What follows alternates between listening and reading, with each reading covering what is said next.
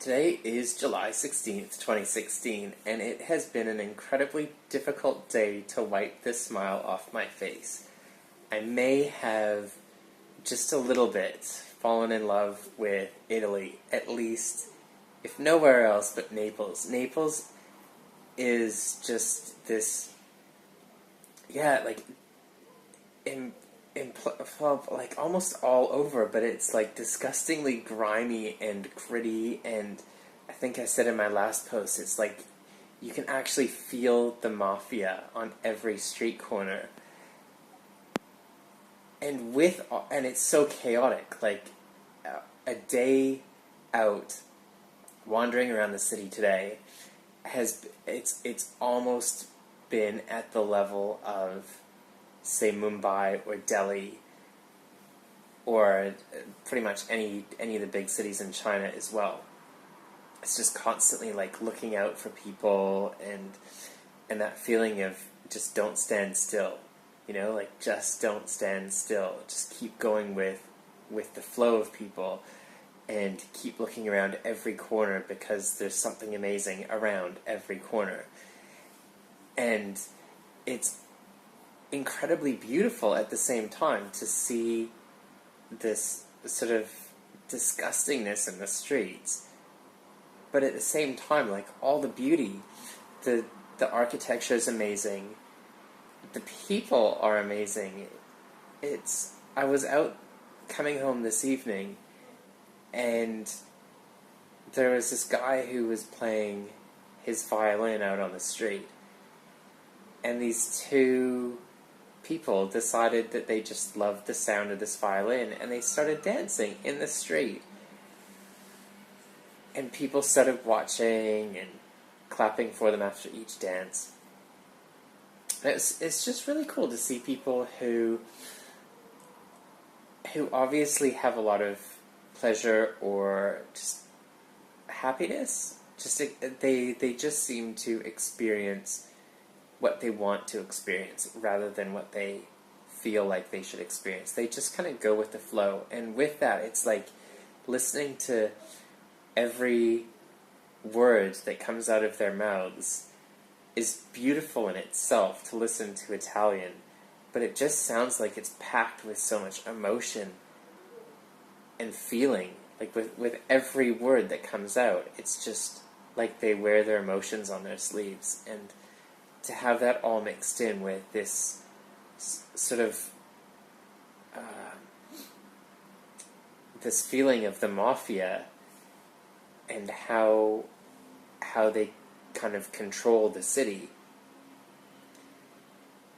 It's just it's a city like no other, and it's a big city, but it's not impossible to get from, like I can walk for about an hour, and from one side of sort of the central city to the other, and I'm so far away from seeing everything that, or a lot of the things that I think this city has. So I just totally went off on a different track there. But despite walking for like 1 hour in one direction and seeing so many things, I still feel like, even though I kind of went from one end of the city to the other, there's still so much more to see. And I had a moment today where I was like, oh, it's just such a shame that I have to move on to somewhere else. And then it took me a moment. I'm like, but no, I don't. I don't need to move on to anywhere else at all. If I'm enjoying Naples, I can just hang out here, and whether that's a few days or a week, it's whatever. It's whatever it is. And so I booked in at least one more night, and I think probably another night after this, just because I love the feeling of the city. And absolutely, it's super dangerous at night. Really, really, really dangerous at night. But I try and make sure that I'm back wherever I need to be, as in at the hotel or wherever, by the time that it gets dark. Because you can just see, like, the dodginess level skyrocket the moment that it gets dark. the food continues to be cheap. What did I have? I had this amazing lunch today. And it was all wrapped up beautifully and packaged and given to me, and I think I paid like one or €2 for it, and I just thought, wow, this is like, if I was to get this back to get it in New Zealand, it would be probably 6 times, easy 6 times that. So it's really cool to have all this amazing food.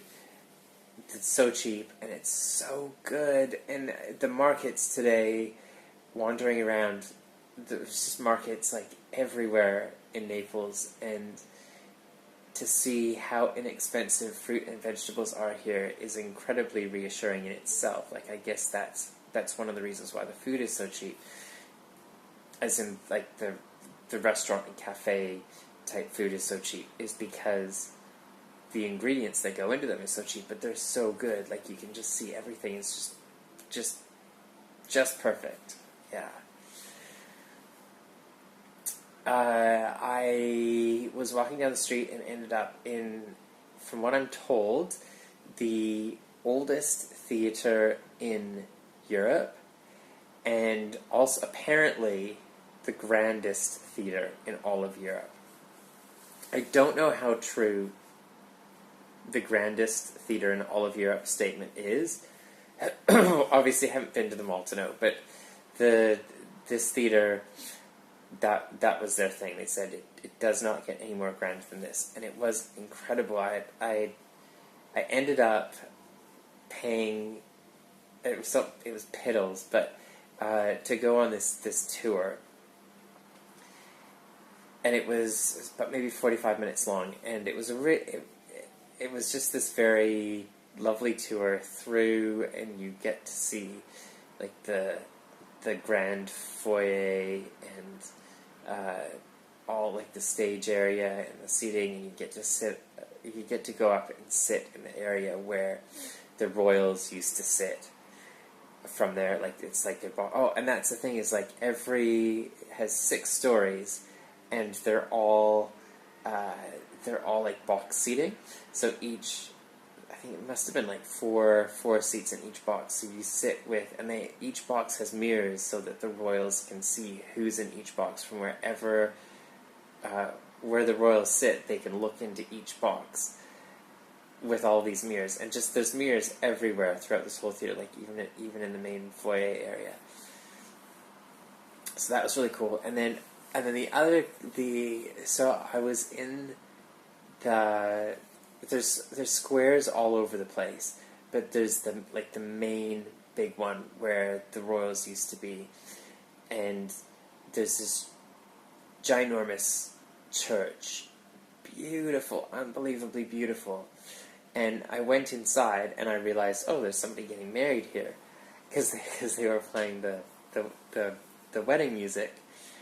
And so I sat down and watched this whole wedding take place. And then they went outside, and then they had all the rice thrown at them as they walked down the steps. And I watched all of this, and that was really unbelievable. And then later, so I met one of the locals in this square afterwards, and there was another. It's obviously a very popular wedding place, because maybe like 4 or 5 hours later, there's another wedding that took place. So we stood there and we watched pretty much the whole entire thing, because I remember we watched all the people go into the church first, and then we went in afterwards, and then, yeah, just watch the whole thing. And it's just so beautiful. Like, it's unbelievable at the architecture inside the church. I'm pretty sure I took some videos of it, so I'll try and upload the ones that are the ones from the theater, and then the other ones from the church. Yeah.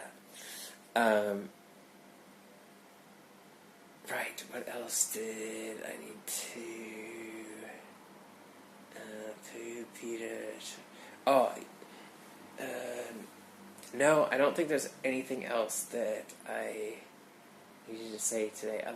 So tomorrow if I can somehow get my lazy self up, I would like to go to Pompeii tomorrow, which is it's pretty much a suburb of Naples from what I gather, because it's only a 20-minute train ride away or so.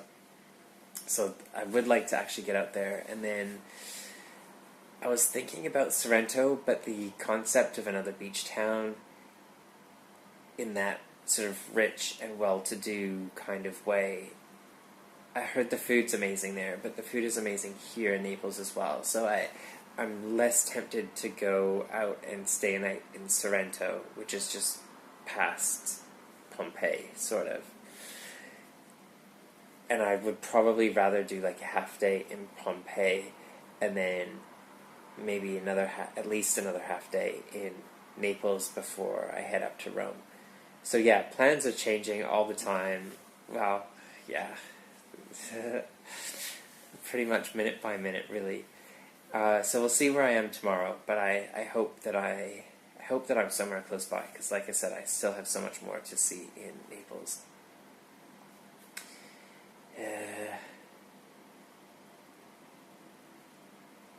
Yeah, I think that's all. Good night.